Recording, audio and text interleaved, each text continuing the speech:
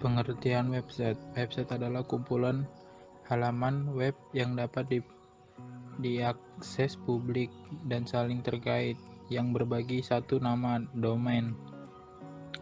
Website dapat dibuat dan dikelola oleh individu, grup, bisnis, atau organisasi untuk melayani berbagai tujuan bersama-sama.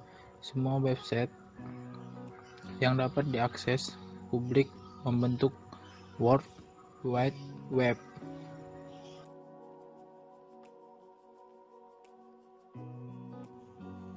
Jasa pembuatan website. Kami adalah perusahaan jasa pembuatan website yang sudah berpengalaman menangani pembuatan segala kebutuhan website, baik itu website toko online, website company profile, website sekolah, website instansi pemerintah, website untuk usaha atau bisnis berupa pemasaran produk atau jasa, website pribadi, dan lain-lain.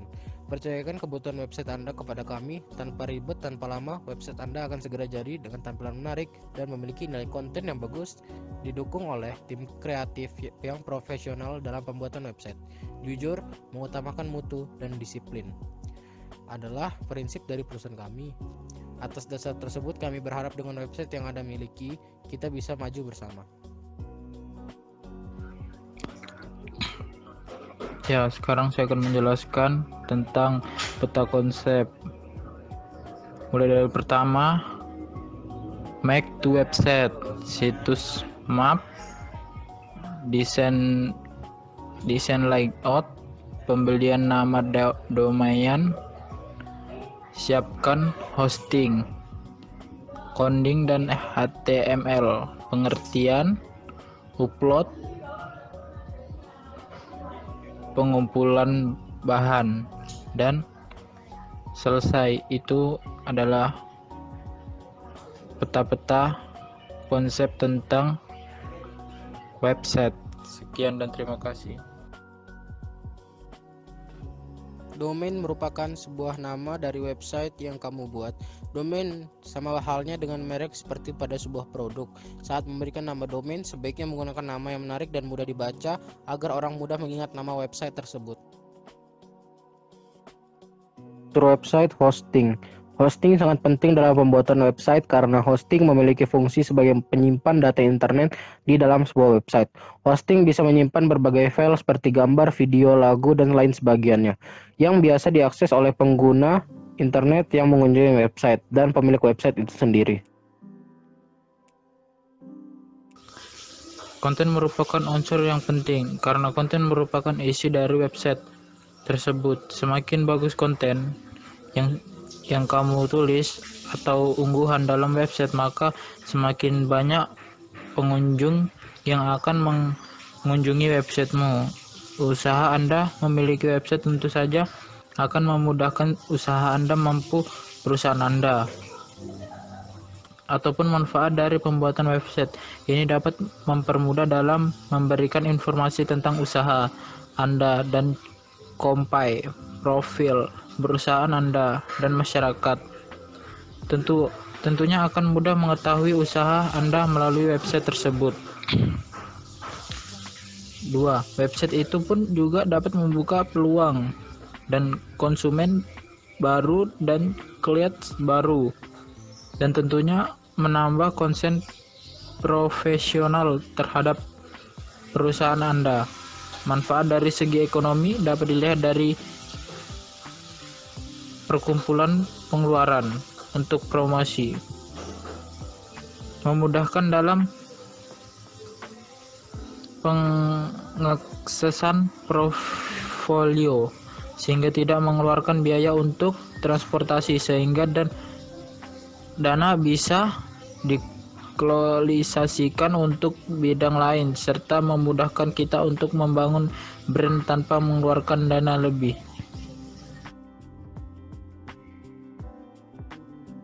Jenis website berdasarkan sifat. Berbagai jenis-jenis website berdasarkan sifat berikut ini bisa Anda jadikan pilihan ketika akan membangun sebuah website, yaitu 1. Website statis, 2. Website dinamis. Jenis website berdasarkan platform. Tersedia berbagai cara untuk membuat website. Setidaknya Anda bisa membangun website dengan 3 metode, yaitu menggunakan CMS, website builder, atau kode seperti berikut. 1. CMS, 2. Website builder, 3. HTML dan CSS. Website berdasarkan fungsi. Jenis website juga dibagi berdasarkan fungsi dan tujuan pembuatannya. Berikut adalah beberapa fungsi website yang paling umum. 1. Blog atau website pribadi. 2. E-commerce atau toko online. 3. Website perusahaan. 4. Blog konten marketing. 5. Organisasi atau instansi pemerintah. 6. Media sharing. 7. Komunitas online. 8. Website berita.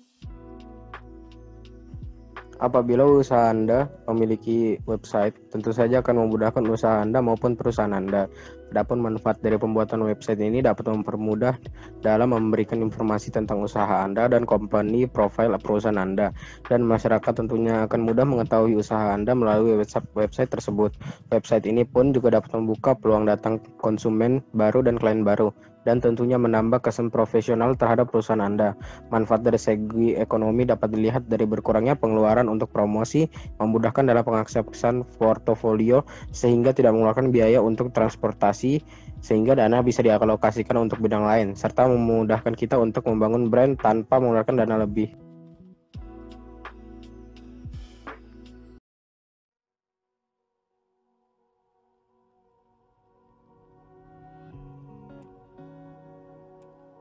Saya akan menjelaskan tentang pengertian network. Network adalah sebuah program yang berfungsi sebagai perangkat lunak, pengolah kata meliputi membuat, mengedit, dan memformat dokumen. Perangkat lunak pengolah kata atau word processing adalah program yang digunakan untuk mengolah dokumen berupa teks, misalnya surat, kertas kerja, brosur, kartu nama, buku, jurnal, dan lain-lain. Network merupakan perangkat lunak pengolah kata terbaik. Fungsi network. Secara umum, network mempunyai fungsi sebagai word processing, yaitu membuat, mengedit, dan memformat dokumen. Membuat dokumen, yaitu aplikasi network berfungsi untuk membuat dokumen yang dapat dicetak dengan berbagai ukuran kertas. 2. Mengedit dokumen. Aplikasi network dapat digunakan untuk mengedit dokumen baik dokumen yang dibuat dari aplikasi network itu sendiri maupun dari aplikasi pengolahan kata lainnya. 3. Memformat dokumen. Network memungkinkan penggunaan membuat dokumen yang lebih profesional dengan pilihan format dokumen yang beragam, misalnya ukuran kertas, jenis suara, warna huruf, catatan kaki, penomoran, hingga equation matematika. Di sini saya akan menjelaskan tentang kegunaan dan manfaat dari network. Kegunaan network untuk membuka brosur bisa dibuat dengan memilih tema untuk pembuatan brosur, mulai dari brosur menu restoran, sekolah, hingga brosur acara atau event. Desain dokumen juga tersedia dengan gaya yang modern. Kita bisa mengganti foto, mengubah ukurannya, serta huruf, warna, dan keterangan agar lebih menarik. Kini untuk memudahkan Anda dalam menjalankan program Office di mana saja, bahkan ketika sedang tidak berada di kantor, Microsoft menawarkan cara modern untuk membeli lisensi Office, yaitu dengan Microsoft Office 365. Ya, Office 365 dirancang untuk memudahkan mobilisasi Anda yang pengusaha dan pembisnis untuk bisa mengolah kata dan angka di mana saja dan kapan saja. Organisasi manajemen yang lebih rapi. Office 365 memberikan Anda akses manajemen data yang jauh lebih baik dengan adanya 9 aplikasi yang bisa Anda manfaatkan untuk mengelola data, mengatur strategi bisnis, menyimpan ide-ide, dan juga berhubungan dengan rekan bisnis serta tim Anda dengan fitur Office yang praktis seperti layaknya saat bertemu dan berdiskusi secara langsung. Aplikasi yang bisa Anda manfaatkan dengan membeli lisensi Office 365 antara lain adalah email dan kalender dengan interface Outlook, plus kapasitas surat dan attachment yang lebih besar.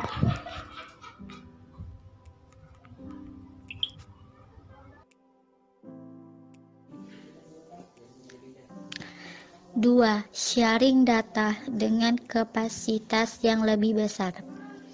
Persingkat waktu kerja dan mudahkan acara Anda berinteraksi dengan anggota tim Anda dengan memanfaatkan fitur sharing data di mana Anda dan tim bisa mengunggah serta mengunduh data-data yang dimasukkan dalam satu storage yang bisa diakses di mana saja dan kapan saja. Juga memberikan kemudahan dalam mengorganisasikan tim Anda dengan OneDrive for Business dengan penyimpanan awan berkapasitas 1 TB per pengguna. Anda bisa bekerja dan berbagi file bersama dengan tim meski tidak sedang tatap muka, mengedit dokumen secara real time, dan Anda bisa mengontrol siapa saja yang bisa melihat maupun mengedit file baik di luar maupun di dalam organisasi. Dengan begitu, produktivitas tidak akan terganggu meski kerja tidak pada satu yang tepat yang sama.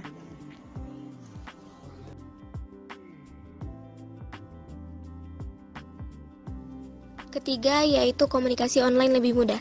Hanya dengan membeli lisensi Office 365, Anda sudah bisa menggunakan versi terbaru dari email dan aplikasi instan Messenger Skype untuk memudahkan Anda dalam berkomunikasi dengan orang lain. Simpan gagasan-gagasan serta catatan penting yang masuk ke kotak email Anda hingga 50 GB plus mengirim file besar via email. Kini juga jadi lebih mudah dengan kapasitas maksimal hingga 150 MB dalam satu kali pengiriman. Dengan Office 365, Anda juga sudah bisa menggunakan aplikasi pesan cepat dengan Skype yang bisa mengirim pesan secara pribadi dalam grup, bahkan bisa digunakan untuk conference call dengan kualitas gambar dan suara HD.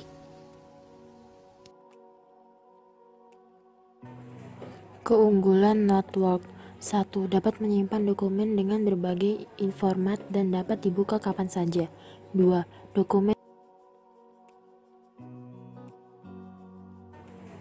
Keunggulan Notewalk. 1. Dapat menyimpan dokumen dengan berbagai format dan dapat dibuka kapan saja. 2. Dokumen yang tersimpan relatif kecil sehingga tidak dapat memakan ruang penyimpanan. 3.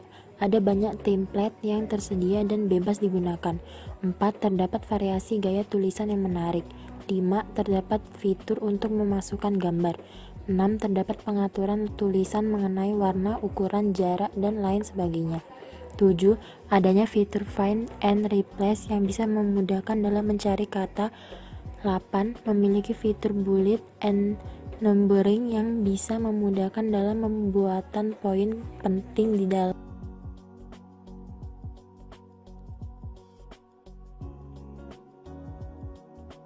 Sini ada kekurangan Notewalk. Kekurangan Notewalk meliputi antara lain 1. Ukuran dari penginstalan cukup besar yang bisa memakan ruang penyimpanan pada komputer. Yang kedua, program ini merupakan program aplikasi yang berbayar. Yang ketiga, harus update program untuk mendapatkan fitur yang terbaru. Yang keempat, hanya bisa digunakan pada operasi sistem Windows saja. Dan yang terakhir ada terdapat perbedaan hasil jika melakukan save pada aplikasi lama, kemudian membukanya di aplikasi Notewalk.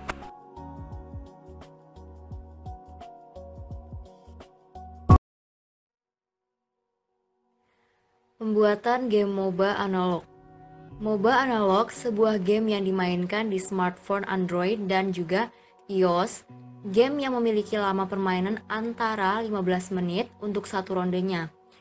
MOBA analog dimainkan dengan banyak pemain. Maksimal yang memainkan dalam ronde permainan tersebut adalah 10 pemain yang terbagi menjadi 2 tim. MOBA analog sangat populer dan diminati berbagai kalangan, mulai dari remaja hingga dewasa. Game ini sangat digandrungi terutama di Asia, sebanyak 10 juta akun yang diketahui. Profit atau keuntungan pembuatan game MOBA analog. Dengan dibuatnya game MOBA analog, game berhasil menarik banyak kalangan remaja hingga orang dewasa, hingga game ini populer sampai saat ini. Game ini telah diunduh sebanyak 281 juta kali. Keberhasilan pembuatan game ini mendapatkan keuntungan lebih dari 6 triliun rupiah. Top grossing games ini. Kategori games yang dibuat berhasil menguras uang para pemainnya, walaupun dalam menginstal game ini gratis. Akan tetapi, para pemain banyak yang menghabiskan uang lewat layanan in-application purchase, seperti berlangganan Starlight atau membeli diamond. Penghasilan aplikasi game MOBA analog ini bisa berkali-kali lipat dari 650 juta rupiah. Peluang bisnis dalam MOBA analog. Pada dasarnya, terdapat banyak ide usaha yang bisa dimulai di era digital. Di zaman yang serba canggih ini, akses media pemasaran dapat dijangkau dengan mudah. Misalkan seperti memakai WhatsApp, memakai media sosial, memakai website atau blog, dan banyak lagi. Dengan demikian, dari sisi pemasaran sebenarnya semua sudah sangat terbantu. Industri yang sedang tumbuh pesat saat ini adalah industri game, dengan jumlah pengguna internet dan mobile yang sangat besar. Ide dan peluang bisnis dari game MOBA analog. Menjadi pro player MOBA analog. Bagi yang memiliki keterampilan dalam bermain Mobile Legends, mungkin peluang ini bisa Anda jajaki. Dengan keterampilan hebat, bisa menjadi pro player, sehingga dapat bergabung di tim ekspor dan menjadi seorang atlet ekspor profesional. Tentunya dapat menghasilkan pundi-pundi rupiah. Cara yang dapat dilakukan agar bisa masuk ke radar pantau, misalnya dengan sering mengikuti turnamen, dengan mempopulerkan profit Anda, misalnya lewat media sosial, seperti channel YouTube, atau dengan mengunjungi event-event game. Ide dan peluang bisnis lainnya adalah menjual produk atau jasa yang berkaitan dengan MOBA analog. Menjual jasa atau produk yang berkaitan dengan game MA, contohnya produk ini misalnya merchandise, reseller voucher game. Ini termasuk peluang bisnis yang menarik. Jadi Anda bisa membantu melayani kebutuhan top up game dari para gamers. Salah satu penyedia layanan top up game yang besar dan populer di Indonesia adalah Unipin. Termasuk Anda juga bisa memakai layanan Unipin untuk top up game MA atau MOBA analog. Selanjutnya, peluang selanjutnya adalah mengadakan turnamen atau event MA. Dengan mengadakan event turnamen, Anda dapat mengadakan event baik gratis maupun berbayar. Nantinya, pemasukan yang didapat dari biaya pendaftaran event, sponsor, ataupun dari berbagai sumber lainnya. Namun, untuk menjalankan peluang bisnis ini, tentunya harus mempunyai keterampilan dalam mengadakan event. Perlu skill event organizer yang mumpuni. Kendati demikian, tak ada salahnya untuk mencoba. Selanjutnya, keunggulan game MOBA analog. Nah, kalian harus tahu keunggulan game MOBA analog. Yang pertama, kalian bisa lihat dari grafik game yang berkualitas. Seorang gamer sangat mengidam-idamkan games yang memiliki grafik yang berkualitas tinggi. Pembuatan games MA ini menampilkan grafik yang sangat berkualitas. Dengan grafik yang berkualitas ini, pemain dapat dengan jelas melihat peta permainan, hero, item, dan juga efek skill dari hero. Selanjutnya adalah gameplay dan kontrol yang mudah. Bagi player MA, pemula biasanya mengalami kesulitan dalam mengontrol permainan. Namun, hal ini dapat diatasi karena MA memiliki kontrol yang sangat mudah bahkan untuk kalangan pemula. Menu dan pembelian item semuanya sangat mudah dimengerti. Kontrol hero pun sangat mudah serta dari skill pemain player. Selanjutnya, banyaknya reward atau penghargaan dan event dalam MOBA analog. Game MA ini memberikan kesempatan bagi para pro player untuk mengikuti berbagai event guna mempermudah player dalam hal memiliki item. Tentu dengan berbagai reward seperti hero gratis atau mendapatkan item keren secara gratis. Biasanya, player sangat kesulitan membeli item atau hero karena harganya sangat mahal. Jadi dengan adanya event ini bisa membantu player untuk tetap konsisten memainkan MOBA analog. Komputer aksesoris merupakan nama yang diberikan pada toko yang kami rancang untuk materi ini. Tujuan kami mendirikan toko Shalon X2 ini untuk meningkatkan ekonomi keuangan, menyediakan alat penunjang kegiatan online, dan juga untuk membuka lapangan kerja bagi orang lain. Berikut produk yang kami jual pada toko. Khusus tas, laptop, dan mouse, kami memproduksi sendiri produk tersebut. Bahan yang kami gunakan sudah jelas berkualitas dan tahan lama, karena kenyamanan konsumen yang paling utama. Peluang dalam bisnis Shalon X2 ini, kita sangat memperhatikan peluang yang ada dan memanfaatkan peluang yang ada, seperti COVID-19 merupakan peluang yang sangat menjanjikan dan menguntungkan bagi banyak orang. Untuk pembisnis barang elektronik seperti kita, itu sangat bermanfaat sekali, karena di kondisi sekarang banyak orang yang melakukan kegiatan sekolah atau pekerjaannya di dalam rumah dan membutuhkan laptop atau komputer, sehingga penjualan komputer atau laptop ini stabil. Risiko Sheldon Act. Risiko yang dihadapi saat mendirikan sebuah bisnis Sheldon Act ini adalah risiko produk, di mana produk yang kami buat bisa saja sama dengan produk orang lain atau pembisnis lain. Yang kedua, risiko pasar, di mana kita sulit untuk mengidentifikasi pasar yang tepat agar penjualan produk dapat tersebar luas dan berjalan dengan baik. Yang ketiga, risiko modal, di mana dalam memulai bisnis ini memerlukan modal yang cukup besar, sehingga harus dipertimbangkan dan diperhatikan lagi modal yang dikeluarkan pada saat perencanaan bisnis ini. Yang keempat, risiko tim. Dalam memulai bisnis, kita pasti ada atau memiliki beberapa tim atau anggota. Nah, pada kali ini kita membutuhkan sifat solid dan kolaborasinya yang baik terhadap pekerjaan. Yang terakhir, risiko eksekusi, yaitu adanya banyak ide dari tiap anggota membuat pembisnis atau pemimpinnya harus diimbangi dengan kekompakan dan ketegasan, yaitu agar ide yang diambil adalah ide yang paling tepat. Trik menarik konsumen Sheldon Act. Yang pertama, manfaatkan media sosial yang ada. Yang kedua, jangan ragu memberikan diskon dan hadiah kepada pelanggan dan konsumen baru. Yang ketiga, yaitu cek kualitas produk. Apakah produk yang kita jual itu masih mempunyai kualitas yang baik atau masih terbarukan. Yang terakhir, yaitu memperlihatkan keahlian yang kita miliki dalam mendistribusikan produk yang kita jual.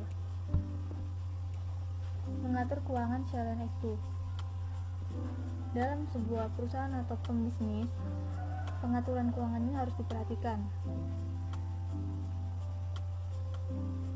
Kebiasaan mencampurkan keuangan pribadi dan bisnis menjadi arus kas berantakan.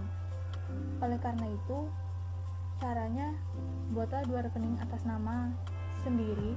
Dengan begitu keuangan pribadi dan bisnis tidak akan tercampur. Yang kedua, cara mengatur keuangan usaha, buat catatan pengeluaran dan pemasukan. Dan semua catatan tersebut disesuaikan dengan nota pembelian ataupun bukti pengeluaran lainnya. Jangan lupa upayakan semua tagihan sudah dibayarkan, mulai dari tagihan listrik, air, gaji karyawan, sampai urusan utang. Target penjualan Sheldon Act. Target per tahun yang kami tetapkan adalah pemasaran produk dan pemesanan produk kami harus di atas sekitar 100 unit per tahunnya.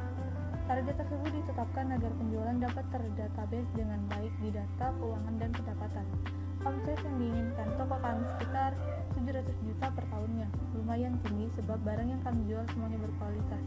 Jadi tak salah jika omset yang ditargetkan begitu tinggi. Perkembangan ekonomi Sheldon Act.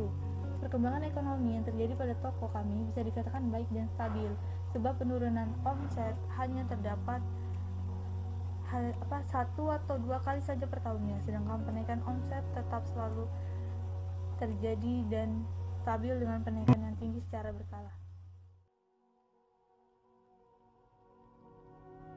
Dengan adanya cara atau pembuka jasa service center, maka hal tersebut dapat dijadikan peluang untuk berbisnis dan juga dapat membantu kegiatan ekonomi, karena banyaknya kendala yang bisa terjadi seperti kerusakan komputer atau handphone. Maka sangat untung untuk membuka jasa service center ini sebagai peluang untuk menghasilkan dana dan juga memberitahu bagaimana cara agar komputer atau handphone tetap terawat dengan baik. Laptop and handphone, gadget ada baiknya dirawat dengan baik, tetapi sewaktu-waktu jika kita tidak mampu merawatnya dengan baik, maka akan terjadi kerusakan. Maka dari banyak servis yang dapat mengolah itu menjadi hal ekonomi yang membuka peluang bisnisnya itu dengan keahlian, pelayanan, perawatan maupun pemeliharaan. Secanggih-canggihnya komputer akan rusak juga bila terserang virus ganas seperti Trojan dan berbagai varian lainnya. Sebuah mesin juga membutuhkan perawatan agar dapat berfungsi dengan baik. Di saat seperti itu, jasa servis komputer memberikan solusi-solusi untuk memperbaikinya. Jasa servis komputer dapat menjadikan usaha yang cukup prospek untuk digarap. Jika kita memencet link berikut, maka akan muncullah service center, di mana di situ tertera nama tempat dan juga nomor HP jika kita ingin menserviskan handphone dan juga laptop kita. Dan di situ juga dicantumkan cara merawat HP dan laptop dengan benar dan baik.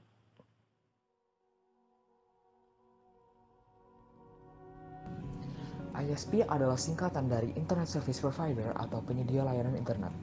ISP adalah perusahaan yang menyediakan akses internet kepada pelanggan. ISP menyediakan layanan jasa koneksi internet kepada masyarakat dan juga mendukung penggunaan internet secara optimal. Setiap ISP menyediakan layanan yang berbeda-beda kepada pelanggannya. Tidak hanya menyediakan koneksi internet, tetapi juga meliputi pemeliharaan dan instalasi. Data pengguna internet. Berdasarkan hasil survei APJI dan Polling Indonesia, jumlah pengguna internet di Indonesia pada 2018 bertambah 27,91 juta menjadi 171,18 juta jiwa. Artinya, penetrasi pengguna internet di tanah air meningkat menjadi 64,8% dari total penduduk yang mencapai 264,16 juta jiwa. Sementara, berdasarkan spasial, Jawa masih menjadi wilayah pengguna internet terbesar di Indonesia, yakni mencapai 55%. Adapun pengguna internet terbesar berikutnya adalah Sumatera, Kalimantan, kemudian Sulawesi, Maluku, dan Papua, serta Bali dan Nusa Tenggara. Asosiasi Penyelenggara Jasa Internet Indonesia atau APJII baru saja merilis hasil survei penetrasi dan perilaku pengguna internet di Indonesia tahun 2019 sampai dengan kuartal kedua tahun 2020. Dari hasil survei yang dilakukan bersama Indonesian Survey Center atau ISC menyebutkan bahwa pengguna internet di Indonesia mencapai 196,71 juta orang atau 73,7% dari total populasi Indonesia. Pengguna di Pulau Jawa masih berkontribusi terbesar terhadap kenaikan jumlah pengguna internet pada survei tersebut, yakni 56,4%. Kedua terbesar berasal dari Pulau Sumatera dengan 22,1%, disusul Pulau Sulawesi 7%, Kalimantan 6,3%, Bali dan Nusa Tenggara 5,2%, dan Maluku Papua 3%.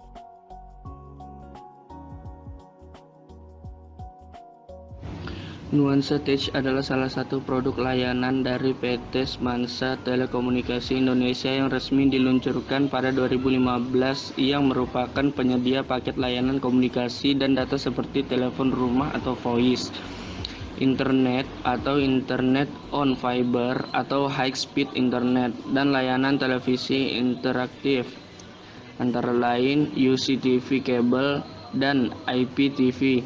Karena penawaran ini, PT Semansa Telekomunikasi Indonesia memberi label Nuansa Tech sebagai 3 layanan dalam satu paket atau 3-in-1.